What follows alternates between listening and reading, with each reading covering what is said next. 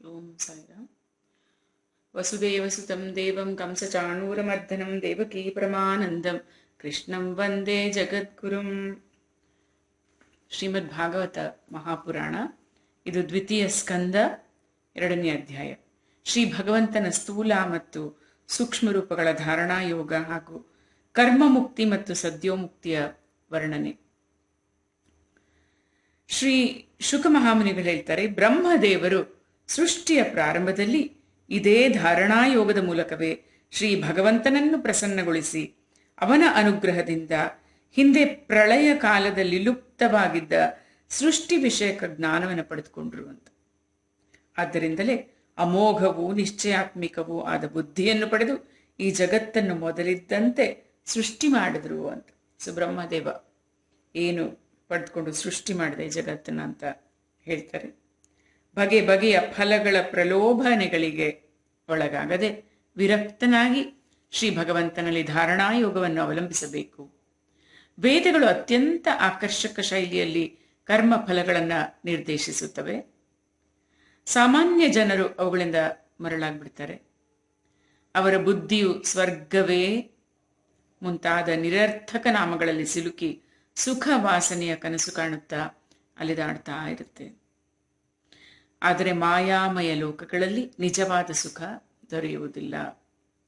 ಆದ್ದರಿಂದ ವಿವೇಕಿಯು ಈ ಬಗೆ ಬಗೆಯ ನಾಮಗಳುಳ್ಳ ಪದಾರ್ಥಗಳೊಡನೆ ಪ್ರಯೋಜನಕ್ಕೆ ಬೇಕಾದಷ್ಟೇ ವ್ಯವಹಾರ ಇಟ್ಕೊಳ್ಬೇಕು ಅಂತ. ಅವುಗಳು ನಿಸ್ಸಾರವೇ ಆಗಿವೆ ಎಂಬ ನಿಶ್ಚಯವನ್ನು ಬುದ್ಧಿಯಲ್ಲಿರಿಸಿಕೊಳ್ಳಬೇಕು. ಒಂದು ಕ್ಷಣವಾದರೂ ಎಚ್ಚರ ತಪ್ಪಬಾರದು. ಸಾಂಸಾರಿಕ ಪದಾರ್ಥಗಳು ಪ್ರಾರಬ್ಧವಶದಿಂದ ಪ್ರಯತ್ನವಿಲ್ಲದೆಯೇ ದೊರಕುವುದಾದರೆ ಅವುಗಳನ್ನು ಗಳಿಸುವ ಪರಿಶ್ರಮವು ವ್ಯರ್ಥವೆಂದೇ ತಿಳಿದು ಅವುಗಳಿಗಾಗಿ ಪ್ರಯತ್ನಿಸಬಾರದು ಅಂತ. ಸಾಂಸಾರಿಕ ಪದಾರ್ಥಗಳ ಬಗ್ಗೆ ಅಥವಾ ಅದನ್ನು ಗಳಿಸೋದಕ್ಕೆ ಪರಿಶ್ರಮ ವ್ಯರ್ಥ ಅಂತ. ಭೂಮಿಯ ಮೇಲೆ ಮಲಗುವುದರಿಂದಲೇ ಸುಖ ನಿದ್ದೆ ಆಯಾಸ ಪರಿಹಾರವಾಗುತ್ತಿದ್ರೆ ಮಂಚಕ್ಕಾಗಿ ಏಕೆ ಪ್ರಯತ್ನ ಮಾಡಬೇಕು? ಹೌದಲ್ವಾ? ಮಂಚ ಸುಪ್ಪತ್ತಿಗೆ ನಿದ್ದೆ ಬರೋನಿಗೆ, ಹಾಯಾಗಿ ನಿಶ್ಚಿಂತೆಯಿಂದ ನಿದ್ದೆ ಬರೋನು ಬೀದಿಯಲ್ಲೆಲ್ಲೋ ಮರದಡಿಯಲ್ಲಿ ಮಲ್ಕೊಂಡಿರ್ತಾನೆ. ದೇವರ ಅನುಗ್ರಹದಿಂದ ತಾನಾಗಿ ದೊರೆತ ತೋಳುಗಳು ಇರುವಾಗ ತಲೆದಿಂಬುಗಳು ಯಾಕಬೇಕು? ಕೈ ಇಟ್ಕೊಂಡು ಕೈ ಮೇಲೆ ಮಲ್ಕೊಂಡ್ಬಿಟ್ರೆ ಆಯ್ತು. ಬೊಗಸೆಯಿಂದಲೇ ಆಹಾರವನ್ನು ಸ್ವೀಕರಿಸುವ ಕೆಲಸ ಸಾಗುವುದಾದರೆ ಅನೇಕ ಪಾತ್ರೆಗಳನ್ನು ಒಟ್ಟುಗೂಡಿಸೋದಕ್ಕೆ? ನಾರುಮಡಿಯನ್ನೇ ಉಟ್ಟುಕೊಂಡು ಅಥವಾ ದಿಗಂಬರನಾಗಿಯೇ ಇದ್ದುಕೊಂಡು ಜೀವನ ನಿರ್ವಹಿಸುವುದು ಸಾಧ್ಯವಾಗುವಾಗ ಪಟ್ಟವಸ್ತ್ರಗಳು ಯಾಕಬೇಕು? ಬಟ್ಟೆ ಯಾಕಬೇಕು? ದಿಗಂಬರರಾಗಿರ್ಬೋದಲ್ಲ ಅಂತ. ಹಂಗೆ ಜೀವನ ಸಾಧಿಸೋದಾಗಿದ್ರೆ ಉಟ್ಟುಕೊಳ್ಳಲು ಮಾರ್ಗದಲ್ಲಿ ಚಿಂದಿ ಬಟ್ಟೆಗಳು ದೊರೆಯುವುದಿಲ್ಲವೇ? ಹಸಿವಾದಾಗ ಪರೋಪಕಾರಕ್ಕಾಗಿಯೇ ಇರುವ ವೃಕ್ಷಗಳು, ಹೂವುಗಳು, ಹಣ್ಣು ಅಥವಾ ಭಿಕ್ಷೆ ಕೊಡೋದಿಲ್ವ ಗಿಡಗಳು, ಗಿಡಮರಗಳು, ವೃಕ್ಷಗಳು? ಬಾಯಾರಿದಾಗ ನದಿಗಳಿರಲ್ವಾ? ಅವೇನು ಮೊಳಗೋಗಿದೆಯಾ? ವಸತಿಗೆ ಜಾಗ ಬೇಕಾದಾಗ ಗುಹೆಗಳ ಬಾಗಿಲುಗಳು ಮುಚ್ಚಿ ಹೋಗಿವೆಯೇ? ಬಾಯಾರಿದವರಿಗೆ ನದಿಗಳು ಒಣಗಿ ಹೋಗಿವೆಯೇ? ವಸತಿಗೆ ಜಾಗ ಬೇಕಾದಾಗ ಹೇಳ್ತಾರಲ್ಲ, ಗುಹೆಗಳ ಬಾಯಿ ಮುಚ್ಚೋಗಿದೆಯಾ ಅಂತ. ಗುಹೆ ಇಲ್ವಾ ಇರಬೇಕಾದ್ರೆ? ಎಲ್ಲಕ್ಕೂ ಮಿಗಿಲಾಗಿ ಶ್ರೀ ಭಗವಂತನೇ ಶರಣು ಬಂದವರನ್ನು ರಕ್ಷಿಸೋದಿಲ್ವೇ? ಹೀಗಿದ್ದರೂ ವಿವೇಕಿಗಳು ಅಹಂಕಾರದ ಅಮಲಿನಲ್ಲಿರುವ ಶ್ರೀಮಂತರನ್ನ ಯಾಕೆ ಸೇವಿಸಬೇಕು ಅಂತ. ಅಕ್ಕ ಮಹಾದೇವಿ ಎಲ್ಲ ಬಿಟ್ಟು ತೊಳೆದು ಹೋಗೋ ಹೇಳಲ್ವಾ? ಕೇಳಿದೀವಲ್ಲ ಇದೊಂದು ವಚನ. ಹಸಿವಾದೊಡೆ ಭಿಕ್ಷಾನಗಳುಂಟು, ತೃಷೆಯಾದೊಡೆ ಕೆರೆಬಾವಿಗಳುಂಟು, ಶಯನಕ್ಕೆ ಪಾಳು ದೇಗುಲಗಳುಂಟು, ಶಯನಕ್ಕೆ ಹಾಳು ದೇಗುಲಗಳುಂಟು, ಆತ್ಮಸಂಗಾತಕ್ಕೆ ನೀಯನಗುಂಟು, ಆತ್ಮಸಂಗಾತಕ್ಕೆ ನೀಯನಗುಂಟು, ಚನ್ನಮಲ್ಲಿಕಾರ್ಜುನ ನೀಯನಗುಂಟು. ಆ ಥರ ಎಷ್ಟು ಚೆನ್ನಾಗಿ ಶುಕ ಮಹಾಮುನಿಗಳು ಹೇಳ್ತಾರೆ. ಬಾಯಾರಿದಾಗ ನದಿ ಒಣಗಿ ಹೋಗಿದೆಯಾ? ವಸತಿ ಜಾಗಗಳು ಬೇಕು ಅಂತ ಹೇಳಿದ್ರೆ ಗುಹೆಗಳ ಬಾಗಿಲು ಮುಚ್ಚೋಗಿದೆಯೇನು? ಎಲ್ಲಕ್ಕೂ ಮಿಗಿಲಾಗಿ ಭಗವಂತನೇ ಶರಣು ಬಂದವ್ರನ್ನ ರಕ್ಷಿಸೋದಿಲ್ವಾ ಅಂತ. ಹೀಗಿದ್ರು ವಿವೇಕಿಗಳು ಅಹಂಕಾರದ ಅಮಲಿನಲ್ಲಿರುವ ಶ್ರೀಮಂತರನ್ನ ಏಕೆ ಸೇವಿಸಬೇಕು? ಹೀಗೆ ವಿರಕ್ತನಾದ ಮೇಲೆ ನಮ್ಮ ಹೃದಯದಲ್ಲೇ ಸರ್ವದಾ ಸ್ವತಃ ಸಿದ್ಧನಾಗಿ ನಮ್ಮ ಆತ್ಮಸ್ವರೂಪನೇ ಆಗಿ ಪರಮ ಪ್ರಿಯತಮನಾಗಿರುವ ಪರಮ ಸತ್ಯ ರೂಪನಾದ ಪರಮಾತ್ಮನು ಪರಮಾತ್ಮ ಅನಂತನು ಬೆಳಗ್ತಾ ಇರ್ತಾನೆ. ಆತರ ನಿಶ್ಚಯಿಸ್ಕೊಂಡು ಪರಮ ಪ್ರೇಮದಿಂದಲೂ ಆನಂದದಿಂದಲೂ ಆತನನ್ನೇ ಭಜಿಸ್ಬೇಕು ನಾವು ಅಂತ ಭಗವಂತ ಇದ್ದಾನೆ. ಏಕೆಂದ್ರೆ ಆತನ ಭಜನೆಯಿಂದಲೇ ಸಂಸಾರಕ್ಕೆ ಕಾರಣವಾದ ಅಜ್ಞಾನವು ತೊಲಗುವುದು. ಅಜ್ಞಾನದ ಅಂಧಕಾರದಿಂದ ಜ್ಞಾನದೆಡೆಗೆ, ಜ್ಞಾನದ ಜ್ಯೋತಿಯೆಡೆಗೆ ಕರ್ಕೊಂಡು ಹೋಗ್ತಾನೆ ಭಗವಂತ. ಪಶುಗಳ ಮಾತೇನೋ ಬೇರೆಯಾಗಿದೆ. ಆದರೆ ಈ ಸಂಸಾರವೆಂಬ ವೈತರಣಿ ನದಿಯಲ್ಲಿ ಜನರು ಬಿದ್ದು ತಮ್ಮ ಕರ್ಮಗಳ ಫಲವಾದ ದುಃಖಗಳನ್ನು ಅನುಭವಿಸುತ್ತಿರುವುದನ್ನು ನೋಡಿಯೂ ಕೂಡ ಶ್ರೀ ಭಗವಂತನ ಮಂಗಳಮಯವಾದ ಧ್ಯಾನವನ್ನು ಮಾಡದೆ ಅಸತ್ ವಿಷಯ ಭೋಗಗಳಲ್ಲಿಯೇ ತನ್ನ ಚಿತ್ತವನ್ನು ಅಲೆಯಲು ಬಿಡುವವನು ಮನುಷ್ಯನೇ ಅಲ್ಲ. ರಾಜೇಂದ್ರ, ಸ್ಥೂಲವಾದ ಭಗವದ್ರೂಪದಲ್ಲಿ ಮಾಡುವ ಯೋಗಧಾರಣೆಯನ್ನು ಹಿಂದೆ ಹೇಳಿದೆನು. ಕೆಲವು ಸಾಧಕರು ತಮ್ಮ ಶರೀರದೊಳಗೆ ಹೃದಯಾಕಾಶದಲ್ಲಿ ಬೆಳಗುತ್ತಿರುವ ಭಗವಂತನ ಚೋಟುದ್ದದ ರೂಪದಲ್ಲಿ ಯೋಗಧಾರಣೆಯನ್ನು ಮಾಡ್ತಾರೆ. ಅವರು ಹೀಗೆ ಧ್ಯಾನ ಮಾಡ್ತಾರೆ: ನಮ್ಮ ಹೃದಯ ಪ್ರದೇಶದಲ್ಲಿ ಇರುವ ಆ ಭಗವಂತನು 4 ಭುಜಗಳುಳ್ಳವನಾಗಿದ್ದು ಅವುಗಳಲ್ಲಿ ಪಾಂಚಜನ್ಯ ಶಂಖ, ಸುದರ್ಶನ ಚಕ್ರ, ಕೌಮೋದಕಿ ಗದೆ, ಲೀಲಾಪದ್ಮಗಳನ್ನು ಧರಿಸಿದ್ದಾನೆ. ಆತನ ಪ್ರಸನ್ನವಾದ ಮುಖ ಕಮಲದಂತೆ ವಿಶಾಲವೂ ಕೋಮಲವೂ ಆದ ಕಣ್ಣುಗಳು, ಕದಂಬ ಪುಷ್ಪದ ಕೇಸರದಂತೆ ಕಂಗೊಳಿಸುವ ಪೀತಾಂಬರದ ಉಡುಗೆ, ತೋಳುಗಳಲ್ಲಿ ಶ್ರೇಷ್ಠವಾದ ರತ್ನಗಳಿಂದ ಘಟಿತ ಭುಜಕೀರ್ತಿಗಳು ಕಂಗೊಳಿಸ್ತಾ ಇವೆ ಅಂತ. ಪ್ರಸನ್ನ ವಕ್ತ್ರಂ ನಳಿನಾಯತೆ ಕ್ಷಣಂ ಕದಂಬ ಕಿಂಜಲ್ ಕಪಿಶಂಗ ವಾಸಸಂ ಲಸನ್ಮಹಾರತ್ನ ಹಿರಣ್ಮಯಾಂಗದಂ ಸ್ಫುರನ್ ಮಹಾರತ್ನ ಕಿರೀಟ ಕುಂಡಲಂ ಅಂತ. ಎಷ್ಟು ಚೆನ್ನಾಗಿದ್ದಾನೆ. ಯೋಗೇಶ್ವರರು ತಮ್ಮ ಅರಳಿದ ಹೃದಯ ಕಮಲದ ಕರ್ಣಿಕೆಯಲ್ಲಿ ಆತನ ಚರಣಗಳನ್ನು ಸ್ಥಾಪಿಸಿಕೊಂಡಿರುತ್ತಾರೆ. ಅವನ ಹೃದಯದ ಮೇಲೆ ಶ್ರೀವತ್ಸ ಚಿಹ್ನೆ ಕಂಗೊಳಿಸ್ತಾ ಇದೆ. ಕುತ್ತಿಗೆಯಲ್ಲಿ ಕೌಸ್ತುಭಮಣಿಯ ಶೋಭೆ, ಪಕ್ಷಸ್ಥಲದಲ್ಲಿ ಎಂದಿಗೂ ಬಾಡದಿರುವ ವನಮಾಲೆಯೂ ಅಲಂಕೃತವಾಗಿದೆ. ನಡುವಿನಲ್ಲಿ ಕಟಿಸೂತ್ರ, ಕೈಬೆರಳುಗಳಲ್ಲಿ ಉಜ್ವಲವಾದ ಉಂಗುರಗಳು, ಕಾಲುಗಳಲ್ಲಿ ಕಾಲಂದುಗೆ, ಕೈಯಲ್ಲಿ ಕಂಕಣ ಮುಂತಾದ ಆಭರಣಗಳನ್ನು ಧರಿಸಿದ್ದಾನೆ. ನಯವಾದ ನಿರ್ಮಲವಾದ ನೀಲವರ್ಣದ ಗುಂಗುರು ಕೂದಲುಗಳ ಕಮನೀಯವಾದ ಕೇಶರಾಶಿ. ಅವನ ಮುಖಕಮಲವು ಮಂದ ಮುಗುಳ್ನಗೆಯಿಂದ ಅರಳಿ ನಿಂತಿದೆ. ಸುಂದರವಾದ ಲೀಲೆಯ ನಗೆ ನೋಟದಿಂದ ಬೆಳಗುತ್ತಾ ಭಕ್ತರ ಮೇಲೆ ಅನುಗ್ರಹದ ಮಳೆಯನ್ನು ಕರೆಯುತ್ತಿರುವ ಹುಬ್ಬುಗಳು. ಇಂತಹ ಸೌಂದರ್ಯ ಪೂರ್ಣವಾದ ದಿವ್ಯ ಮಂಗಳ ವಿಗ್ರಹದಲ್ಲಿ ಮನಸ್ಸು ಧಾರಣಾಯೋಗದಿಂದ ಸ್ಥಿರವಾಗುವವರೆಗೂ ಪದೇ ಪದೇ ಈ ಚಿಂತನ ಸ್ವರೂಪ ಭಗವಂತನನ್ನು ನೋಡ್ತಾ ಇರಲು ಪ್ರಯತ್ನ ಮಾಡಬೇಕು ಅಂತ. ಮತ್ತೆ ಮತ್ತೆ ಚಿಂತಿಸ್ತಾ ಇರುವಾಗ ಮನಸ್ಸಿನಲ್ಲಿ ಧಾರಣೆಯು ಸ್ಥಿರವಾಗುವುದು. ಬಳಿಕ ಭಗವಂತನ ಧ್ಯಾನವು ಭಗವತ್ ಕೃಪೆಯಿಂದ ತಾನಾಗಿ ನಡೀತಾ ಇರುತ್ತೆ ಅಂತ. ಹೀಗೆ ನಿಶ್ಚಯಾತ್ಮಿಕ ಬುದ್ಧಿಯಿಂದ ಭಗವಂತನ ಕಮಲಗಳಿಂದ ಹಿಡಿದು ಮುಗುಳ್ನಗೆಯಿಂದ ಕೂಡಿದ ಮುಖ ಕಮಲದವರೆವಿಗೂ ಒಂದೊಂದು ಅವಯವವನ್ನು ಬುದ್ಧಿಯಿಂದ ಧರಿಸಬೇಕು. ಬುದ್ಧಿಯು ಶುದ್ಧವಾದಂತೆಲ್ಲ ಚಿತ್ತವು ಅವನಲ್ಲಿ ಸ್ಥಿರವಾಗುತ್ತಾ ಹೋಗುತ್ತದೆ. ಒಂದೊಂದು ಅಂಗದಲ್ಲಿ ಧ್ಯಾನವು ಸ್ಥಿರವಾದ ನಂತರ ಅದನ್ನು ಬಿಟ್ಟು ಮತ್ತೊಂದು ಅಂಗವನ್ನು ಧ್ಯಾನಿಸಬೇಕು. ಹೀಗೆ ಧ್ಯಾನ ಮಾಡುವುದರಿಂದ ಬುದ್ಧಿಯು ಶುದ್ಧವಾಗಿ ಚಿತ್ತವು ಭಗವಂತನಲ್ಲಿ ಸ್ಥಿರವಾಗಿ ಹೋಗುತ್ತೆ. ಈ ಪರಮಾತ್ಮನೇ ನಿರ್ಗುಣ ಬ್ರಹ್ಮವಾಗಿದ್ದಾನೆ ಹಾಗೂ ಅವನೇ ಲೀಲೆಯಿಂದ ಈ ಸುಗುಣ ರೂಪವನ್ನು ಧರಿಸಿರುವನು. ಹೀಗೆ ಪರಾತ್ಪರನೂ ಸಾಕ್ಷಿರೂಪನೂ ಆದ ಜಗತ್ಪತಿಯಲ್ಲಿ ಭಕ್ತಿಯೋಗ ಸಮಾಧಿ ಉಂಟಾಗುವವರೆಗೂ ನಿತ್ಯ ನೈಮಿತ್ತಿಕ ಕರ್ಮಾಚರಣೆಯ ನಂತರ ಏಕಾಗ್ರತೆಯಿಂದ ಮೇಲೆ ಹೇಳಿದ ಶ್ರೀ ಭಗವಂತನ ಸ್ಥೂಲ ರೂಪವನ್ನು ಧ್ಯಾನಿಸ್ತಾ ಇರಬೇಕು ಅಂತ. ಅದಕ್ಕೆ ಭಗವಂತನ ಚಿತ್ರಗಳನ್ನೆಲ್ಲ ಇಟ್ಕೊಳ್ತಾ ಇರ್ತೀವಿ. ನೋಡ್ತಾ ಇದ್ರೆ ನೋಡ್ಕೊಂಡೇ ಬೇಕಿದ್ರೆ ಧ್ಯಾನದಲ್ಲಿ ಹೋಗ್ಬೋದು ಅಂತ. ನಾವು ಆಸನವು ಸ್ಥಿರವಾಗಿ ಬಹಳೊತ್ತು ಸುಖವಾಗಿ ಕುಳಿತುಕೊಳ್ಳುವಂತಾಗಬೇಕು. ಇಂದ್ರಿಯಗಳನ್ನು ನಿಗ್ರಹಿಸಿ ಯೋಗಿಯು ಈ ಲೋಕವನ್ನು ತ್ಯಜಿಸಿ ಭಗವಂತನ ವೈಕುಂಠ ಲೋಕಕ್ಕೆ ಹೋಗಬೇಕೆಂದು ಬಯಸಿದಾಗ ಯಾವುದೇ ಕಾಲದಲ್ಲಿ ಅಥವಾ ದೇಶದಲ್ಲಿ ಮನಸ್ಸನ್ನು ಹೋಗಗೊಡದೆ ಕೇವಲ ಪ್ರಾಣಾಯಾಮದ ಮೂಲಕ ಇಂದ್ರಿಯಗಳನ್ನ ವಶಪಡಿಸಿಕೊಳ್ಬೇಕು.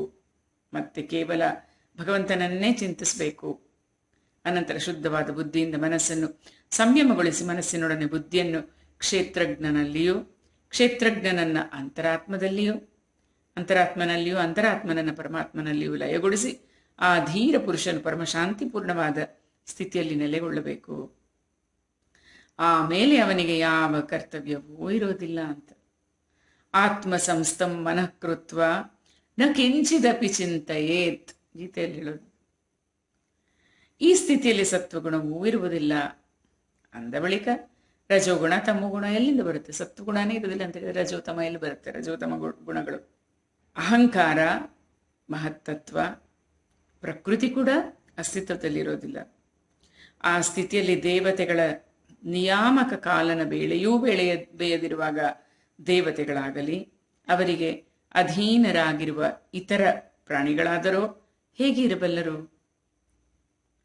ಪರಮಾತ್ಮನಿಂದ ಭಿನ್ನವಾದ ಸಮಸ್ತವನ್ನೂ ತ್ಯಾಗ ಮಾಡಲು ಬಯಸುವ ಯೋಗಿಗಳು ನೇತಿ ನೇತಿ ನ ಇತಿ ನೇತಿ ಅಲ್ವಾ, ಇದೂ ಅಲ್ಲ ಎಂಬ ಭಾವನೆಯಿಂದ ಉಳಿದ ಎಲ್ಲದರಲ್ಲೂ ಆತ್ಮಬುದ್ಧಿಯನ್ನು ತ್ಯಾಗಗೈದು ಪರಮಾತ್ಮ ಸ್ವರೂಪವನ್ನು ಹೃದಯದಿಂದ ಪದೇ ಪದೇ ಆಲಿಂಗಿಸಿಕೊಳ್ಳುತ್ತಾ ಅನನ್ಯ ಪ್ರೇಮದಿಂದ ಪರಿಪೂರ್ಣರಾಗುವರೋ ಅದೇ ಭಗವಾನ್ ವಿಷ್ಣುವಿನ ಪರಮಪದವಾಗಿದೆ. ಈ ವಿಷಯದಲ್ಲಿ ಎಲ್ಲ ಶಾಸ್ತ್ರಗಳ ಸಮ್ಮತಿ ಇದೆ ಅಂತ ಹೇಳ್ತಾರೆ. ಜ್ಞಾನ ದೃಷ್ಟಿಯ ಬಲದಿಂದ ಚಿತ್ತದ ವಾಸನೆಯನ್ನು ಕಳೆದುಕೊಂಡ ಬ್ರಹ್ಮನಿಷ್ಠನಾದ ಯೋಗಿಯು ಈ ರೀತಿಯಲ್ಲಿ ತನ್ನ ಶರೀರವನ್ನು ತ್ಯಜಿಸಬೇಕು. ಮೊದಲು ಹಿಮ್ಮಡಿಯಿಂದ ತನ್ನ ಗುದವನ್ನು ಒತ್ತಿಕೊಂಡು ಸ್ಥಿರನಾಗಬೇಕು. ಮತ್ತೆ ಗಾಬರಿಯಲ್ಲದೆ ಪ್ರಾಣವಾಯುವನ್ನು ಷಟ್ಚಕ್ರ ಭೇದನ ಕ್ರಮದಿಂದ ಅನಾಯಾಸವಾಗಿ ಮೇಲಕ್ಕೆ ತೆಗೆದುಕೊಂಡು ಹೋಗಬೇಕು. ಪ್ರಶಸ್ತವಾದ ಮನಸ್ಸುಳ್ಳ ಯೋಗಿಯು ನಾಭಿಚಕ್ರವಾದ ಮಣಿರೂಪದಲ್ಲಿರುವ ವಾಯುವನ್ನು ಹೃದಯ ಚಕ್ರವಾದ ಅನಾಹತ ಚಕ್ರಕ್ಕೂ ಅಲ್ಲಿಂದ ಉದಾನ ವಾಯುವಿನ ಮೂಲಕ ವಕ್ಷಸ್ಥಳದ ಮೇಲಿರುವ ವಿಶುದ್ಧ ಚಕ್ರಕ್ಕೂ ಮತ್ತೆ ಆ ವಾಯುವನ್ನು ಮೆಲ್ಲನೆ ತಾಲು ಮೂಲಕ್ಕೂ ಅಂದರೆ ವಿಶುದ್ಧ ಚಕ್ರದ ತುದಿವರೆಗೆ ಆಜ್ಞಾಚಕ್ರಕ್ಕೆ ಹತ್ತಿಸಬೇಕು ಅಂತ. ಅನಂತರ 2 ಕಣ್ಣುಗಳು, 2 ಕಿವಿಗಳು, ಮೂಗುಹೊಳ್ಳೆಗಳು ಮತ್ತು ಬಾಯಿ ಎಂಬ ಈ 7 ರಂಧ್ರಗಳನ್ನು ಮುಚ್ಚಿಕೊಂಡು ಆ ತಾಲು ಮೂಲದಲ್ಲಿರುವ ವಾಯುವನ್ನು ಹುಬ್ಬುಗಳ ಮಧ್ಯದಲ್ಲಿರುವ ಆಜ್ಞಾಚಕ್ರಕ್ಕೆ ಕೊಂಡೊಯ್ಯಬೇಕು. ಯಾವುದೇ ಲೋಕಕ್ಕೆ ಹೋಗುವ ಇಚ್ಛೆ ಇಲ್ಲದಿದ್ದರೆ ಅರ್ಧಗಳಿಗೆ ಕಾಲ ಆ ವಾಯುವನ್ನು ಅಲ್ಲಿಯೇ ತಡೆದು ಸ್ಥಿರವಾದ ಲಕ್ಷ್ಯದೊಡನೆ ಅದನ್ನು ಸಹಸ್ರಾರಕ್ಕೆ ಕೊಂಡೊಯ್ದು ಪರಮಾತ್ಮನಲ್ಲಿ ನೆಲೆಗೊಳಿಸಬೇಕು. ಅನಂತರ ಬ್ರಹ್ಮರಂಧ್ರವನ್ನು ಭೇದಿಸಿಕೊಂಡು ಶರೀರ ಇಂದ್ರಿಯಾದಿಗಳನ್ನು ತ್ಯಜಿಸಿ ಬ್ರಹ್ಮನಲ್ಲಿ ಲೀನವಾಗಬೇಕು. ಇಂತಹ ಯೋಗಿಯು ಇಷ್ಟೆಲ್ಲ ಮಾಡಿದವನು ಸರ್ವಂ ಖಲು ಇದಂ ಬ್ರಹ್ಮ ಹೀಗೆ ಭಾವಿಸಿಕೊಂಡು ಸರ್ವತ್ರ ಒಂದೇ ಬ್ರಹ್ಮನನ್ನ ಸಾಕ್ಷಾತ್ಕರಿಸಿಕೊಳ್ತಾನೆ. ಹೀಗೆ ಬ್ರಹ್ಮನಲ್ಲಿ ಸ್ಥಿರವಾದ ಬಳಿಕ ಪರಮಪದವನ್ನ ಪಡೆದುಕೊಳ್ತಾನೆ ಅಂತ ಹೇಳ್ಕೊಡ್ತಾ ಇದ್ದಾರೆ. ಏನೇನು ಹೇಗೆ ಮಾಡಬೇಕು ಅಂತ ಪರೀಕ್ಷಿತ ರಾಜನಿಗೆ, ಪರೀಕ್ಷಿತನೇ ಯೋಗಿಗೆ ಬ್ರಹ್ಮಲೋಕಕ್ಕೆ ಹೋಗುವ ಇಚ್ಛೆಯಾಗಲಿ 8 ಸಿದ್ಧಿಗಳನ್ನು ಪಡೆದು ಆಕಾಶದಲ್ಲಿ ಸಂಚರಿಸುವ ಸಿದ್ಧರೊಡನೆ ವಿಹರಿಸುವ ಅಥವಾ ತ್ರಿಗುಣಮಯವಾದ ಬ್ರಹ್ಮಾಂಡದ ಯಾವುದೇ ಜಾಗದಲ್ಲಿ ಸಂಚರಿಸುವ ಇಚ್ಛೆಯಾಗಲಿ ಇದ್ದ ಪಕ್ಷದಲ್ಲಿ ಆತನು ಮನಸ್ಸನ್ನು ಮತ್ತು ಇಂದ್ರಿಯಗಳನ್ನು ಜೊತೆಯಲ್ಲೇ ತೆಗೆದುಕೊಂಡು ಶರೀರದಿಂದ ಹೊರಹೊರಡಬೇಕು. ಯೋಗಿಗಳ ಶರೀರವು ವಾಯುವಿನಂತೆ ಸೂಕ್ಷ್ಮವಾಗಿರುತ್ತೆ. ಉಪಾಸನೆ, ತಪಸ್ಸು, ಯೋಗ, ಸಮಾಧಿಗಳನ್ನು ಸೇವನೆ ಮಾಡಿದ ಯೋಗಿಗಳಿಗೆ 3 ಲೋಕಗಳ ಒಳಗೆ ಹೊರಗೆ ಎಲ್ಲೆಡೆಗಳಲ್ಲಿ ಸ್ವಚ್ಛಂದವಾಗಿ ವಿಹರಿಸುವ ಅಂದರೆ ಸಂಚರಿಸುವ ಅಧಿಕಾರ ಇರ್ತಂತೆ. ವಾಯುವಿನಷ್ಟು ಹಗುರವಾಗಿರ್ತಾರಲ್ಲ. ಕೇವಲ ವರ್ಣಾಶ್ರಮ ಧರ್ಮವನ್ನು ಪಾಲಿಸುವವರಿಗೆ ಈ ರೀತಿ ಅಡೆತಡೆ ಇಲ್ಲದೆ ಸಂಚರಿಸಲಾಗುವುದಿಲ್ಲ. ಪರೀಕ್ಷಿತನೇ, ಯೋಗಿಯು ಜ್ಯೋತಿರ್ಮಯ ಮಾರ್ಗ ಸುಷಮ್ನೆಯ ಮೂಲಕ ಬ್ರಹ್ಮಲೋಕಕ್ಕೆ ಹೋಗುವಾಗ ಅವನು ಮೊದಲು ಆಕಾಶ ಮಾರ್ಗದಿಂದ ಅಗ್ನಿಲೋಕಕ್ಕೆ ಹೋಗ್ತಾನೆ. ಆಗ ಅವನಲ್ಲಿ ಉಳಿದಿರುವ ದೋಷಗಳೂ ಸುಟ್ಟು ಹೋಗುತ್ತೆ. ಅನಂತರ ಅವನು ಅಲ್ಲಿಂದ ಮೇಲಕ್ಕೆ ಮಹಾವಿಷ್ಣುವಿನ ಶಿಂಶುಮಾರವೆಂಬ ಜ್ಯೋತಿರ್ಮಯ ಚಕ್ರವನ್ನ ತಲುಪ್ತಾನೆ. ಭಗವಾನ್ ಶ್ರೀ ವಿಷ್ಣುವಿನ ಈ ಶಿಂಶುಮಾರ ಚಕ್ರವು ವಿಶ್ವ ಬ್ರಹ್ಮಾಂಡಕ್ಕೆ ಸುತ್ತುವ ಕೇಂದ್ರವಾದ ನಾಭಿ ಅಂತಿದೆ. ಮಹಾಯೋಗಿಯು ಅದನ್ನು ದಾಟಿ ಅತ್ಯಂತ ಸೂಕ್ಷ್ಮವೂ ನಿರ್ಮಲವೂ ಆದ ಶರೀರದಿಂದ ಒಂಟಿಯಾಗಿಯೇ ಮಹರ್ಲೋಕಕ್ಕೆ ಹೋಗ್ತಾನೆ. ಆ ಮಹರ್ಲೋಕವು ಬ್ರಹ್ಮಜ್ಞಾನಿಗಳಿಂದಲೂ ನಮಸ್ಕರಿಸಲ್ಪಡುವ ಸ್ಥಾನ ಮತ್ತು ಒಂದು ಕಲ್ಪದವರೆಗೆ ಬದುಕುವ ದೇವತೆಗಳು ಅಲ್ಲಿ ವಿಹರಿಸ್ತಾ ಇರ್ತಾರೆ, ದೇವತೆಗಳು ಇರ್ತಾರಂತೆ. ಅನಂತರ ಆ ಯೋಗಿಯು ಪ್ರಳಯ ಸಮಯದಲ್ಲಿ ಕೆಳಗಿನ ಲೋಕಗಳು ಆದಿಶೇಷನ ಮುಖದಿಂದ ಹೊರಡುವ ಬೆಂಕಿಯಿಂದ ಸುಟ್ಟೋಗೋದನ್ನು ನೋಡಿ ಬ್ರಹ್ಮಲೋಕಕ್ಕೆ ಹೊರಟೋಗ್ತಾನೆ. ಆ ಬ್ರಹ್ಮಲೋಕವು ದೊಡ್ಡ ದೊಡ್ಡ ಸಿದ್ಧೇಶ್ವರರು ವಿಮಾನದಲ್ಲಿ ವಿಹರಿಸುವ ದಿವ್ಯ ಸ್ಥಾನ. ಈ ಲೋಕದ ಆಯಸ್ಸು ಬ್ರಹ್ಮನ ಆಯಸ್ಸಿನಷ್ಟು 2 ಪರಾರ್ಧವಿರುತ್ತದೆ. ಅಲ್ಲಿ ಶೋಕ ಮೋಹಗಳಿಲ್ಲ, ಮುಪ್ಪಾಗಲಿ ಮರಣವಾಗಲಿ ಇಲ್ಲ. ಯಾರಿಂದಲೂ ಯಾವುದೇ ಬಗೆಯ ಉದ್ದೇಶವಾಗಲಿ ಉದ್ವೇಗವಾಗಲಿ ಭಯವಾಗಲಿ ಇರಲು ಸಾಧ್ಯವೇ ಇಲ್ಲ. ಅಲ್ಲಿ ದುಃಖ ಇರುವುದಾದರೆ ಪರಮಪದಕ್ಕೆ ಹೋಗದೇ ಇರುವ ಜನರು ಅನುಭವಿಸುವ ಹುಟ್ಟು ಸಾವುಗಳ ಅತಿ ಘೋರವಾದ ಸಂಕಟವನ್ನು ಕಂಡು ದಯೆಯಿಂದ ಅಲ್ಲಿಯ ಜನರ ಮನಸ್ಸಿಗೆ ನೋವಾಗ್ತಾ ಇರುತ್ತೆ. ಸತ್ಯಲೋಕವನ್ನು ತಲುಪಿದ ಬಳಿಕ ಆ ಯೋಗಿಯು ನಿರ್ಭಯನಾಗಿ ತನ್ನ ಸೂಕ್ಷ್ಮ ಶರೀರವನ್ನು ಪೃಥ್ವಿ ತತ್ವದಲ್ಲಿ ಸೇರಿಸಿಬಿಟ್ಟು ಆತುರವಿಲ್ಲದೆ 7 ಆವರಣಗಳನ್ನು ಭೇದಿಸುತ್ತಾನೆ. ಪೃಥ್ವಿ ರೂಪದಿಂದ ಜಲವನ್ನು, ಜಲರೂಪದಿಂದ ತೇಜೋರೂಪವಾದ ಆವರಣಗಳನ್ನು ತಲುಪಿ ಅವನು ಜ್ಯೋತಿ ರೂಪದಿಂದ ವಾಯುರೂಪವಾದ ಆವರಣಕ್ಕೆ ಬರ್ತಾನೆ. ಅಲ್ಲಿಂದ ಸಕಾಲದಲ್ಲಿ ಬ್ರಹ್ಮನ ಅನಂತತೆಯ ಅರಿವನ್ನುಂಟು ಮಾಡುವ ಆಕಾಶ ರೂಪದ ಆವರಣವನ್ನು ಹೊಂದುತ್ತಾನೆ. ಈ ಆಕಾಶವು ಬೃಹತ್ ಆತ್ಮನ ಚಿಹ್ನೆಯಾಗಿದೆ. ಈ ಪ್ರಕಾರವಾಗಿ ಸ್ಥೂಲವಾದ ಆವರಣಗಳನ್ನು ದಾಟಿ ಹೋಗುವ ಸಮಯದಲ್ಲಿ ಆತನ ಇಂದ್ರಿಯಗಳು ಕೂಡ ತಮ್ಮ ತಮ್ಮ ಸೂಕ್ಷ್ಮವಾದ ಅಧಿಷ್ಠಾನದಲ್ಲಿ ಲೀನವಾಗುತ್ತಾ ಹೋಗುತ್ತದೆ. ಘ್ರಾಣೇಂದ್ರಿಯವು ಗಂಧ ತನ್ಮಾತ್ರೆಯಲ್ಲಿಯೂ, ರಸನೇಂದ್ರಿಯವು ರಸತನ್ಮಾತ್ರೆಯಲ್ಲಿಯೂ, ನೇತ್ರವು ರೂಪ ತನ್ಮಾತ್ರೆಯಲ್ಲಿಯೂ, ತ್ವಚೆಯು ಸ್ಪರ್ಶ ತನ್ಮಾತ್ರೆಯಲ್ಲಿಯೂ, ಶ್ರೋತೃವು ಶಬ್ದ ತನ್ಮಾತ್ರೆಯಲ್ಲಿಯೂ ಮತ್ತು ಕರ್ಮೇಂದ್ರಿಯಗಳು ತಮ್ಮ ತಮ್ಮ ಕ್ರಿಯಾಶಕ್ತಿಯಲ್ಲೂ ಸೇರಿಕೊಂಡು ತಮ್ಮ ತಮ್ಮ ಸೂಕ್ಷ್ಮ ರೂಪವನ್ನು ಹೊಂದುತ್ತವೆ. ಈ ರೀತಿ ಯೋಗಿಯು ಪಂಚಭೂತಗಳ ಸ್ಥೂಲ ಸೂಕ್ಷ್ಮ ಆವರಣಗಳನ್ನು ದಾಟಿ ಅಹಂಕಾರ ತತ್ವದಲ್ಲಿ ಪ್ರವೇಶಿಸ್ತಾನೆ. ಅಲ್ಲಿ ಸೂಕ್ಷ್ಮ ಭೂತಗಳನ್ನು ತಾಮಸ ಅಹಂಕಾರದಲ್ಲಿಯೂ, ಇಂದ್ರಿಯಗಳನ್ನು ರಾಜಸ ಅಹಂಕಾರದಲ್ಲಿಯೂ, ಮನಸ್ಸು ಇಂದ್ರಿಯಗಳ ಅಧಿಷ್ಠಾತೃ ದೇವತೆಗಳನ್ನು ಸಾತ್ವಿಕ ಅಹಂಕಾರದಲ್ಲಿಯೂ ಲಯಗೊಳಿಸುತ್ತಾನೆ. ಅನಂತರ ಅಹಂಕಾರ ಸಹಿತ ಲಯರೂಪವಾದ ಗತಿಯ ಮೂಲಕ ಮಹತ್ತತ್ವದಲ್ಲಿ ಪ್ರವೇಶಿಸಿ ಕೊನೆಗೆ ಸಮಸ್ತ ಗುಣಗಳ ಲಯಸ್ಥಾನವಾದ ಪ್ರಕೃತಿ ರೂಪವಾದ ಆವರಣದಲ್ಲಿ ಹೋಗಿ ಸೇರ್ಕೊಳ್ತಾನೆ. ಮಹಾರಾಜ, ಮಹಾಪ್ರಳಯದ ಸಮಯದಲ್ಲಿ ಪ್ರಕೃತಿ ರೂಪವಾದ ಆವರಣವು ಲಯ ಹೊಂದಿದಾಗ ಆ ಯೋಗಿಯು ತಾನೂ ಆನಂದ ಸ್ವರೂಪನಾಗಿ ಆವರಣರಹಿತನಾಗಿ ಪರಮಾನಂದ ಸ್ವರೂಪನು ಪ್ರಶಾಂತನೂ ಆಗಿರುವ ಪರಮಾತ್ಮನನ್ನು ಹೊಂದಿಬಿಡ್ತಾನೆ. ಈ ಭಗವನ್ಮಯ ಗತಿಯನ್ನು ಪಡೆದವನು ಮತ್ತೆ ಈ ಸಂಸಾರಕ್ಕೆ ಹಿಂದಿರುಗಬೇಕಾಗುವುದಿಲ್ಲ. ನಿನ್ನ ಪ್ರಶ್ನೆಗೆ ಉತ್ತರವಾಗಿ ನಾನು ವೇದಗಳು ಹೇಳುವ ಸನಾತನವಾದ 2 ಮಾರ್ಗಗಳನ್ನು ವರ್ಣಿಸಿದ್ದೀನಿ. ಮೊದಲನೆಯದು ಸದ್ಯೋ ಮುಕ್ತಿ, ಎರಡನೆಯದು ಕ್ರಮ ಮುಕ್ತಿ. ಹಿಂದೆ ಬ್ರಹ್ಮದೇವರು ಆರಾಧಿಸಿ ಪ್ರಶ್ನೆ ಮಾಡಿದಾಗ ಭಗವಾನ್ ವಾಸುದೇವನು ಆತನಿಗೆ ಉತ್ತರವನ್ನಾಗಿ ಇದನ್ನೇ ಹೇಳಿದ್ನು ಅಂತ. ಸೊ ಮುಕ್ತಿ ಹೇಗೆ ಅಂತ ಪರೀಕ್ಷಿತ್ ರಾಜನಿಗೆ ಶುಕ ಮಹಾಮುನಿಗಳು ಇಷ್ಟೆಲ್ಲ ಹೇಳ್ತಾರೆ. ಸಂಸಾರ ಚಕ್ರದಲ್ಲಿ ಬಿದ್ದಿರುವ ಮನುಷ್ಯನಿಗೆ ಯಾವ ಸಾಧನೆಯಿಂದ ಭಗವಾನ್ ಶ್ರೀಕೃಷ್ಣನಲ್ಲಿ ಅನನ್ಯ ಪ್ರೇಮಮಯ ಭಕ್ತಿಯು ಪ್ರಾಪ್ತವಾಗುತ್ತದೋ ಅದಲ್ಲದೆ ಬೇರೆ ಯಾವುದೂ ಶ್ರೇಯಸ್ಕರವಾದ ಮಾರ್ಗವಿಲ್ಲ.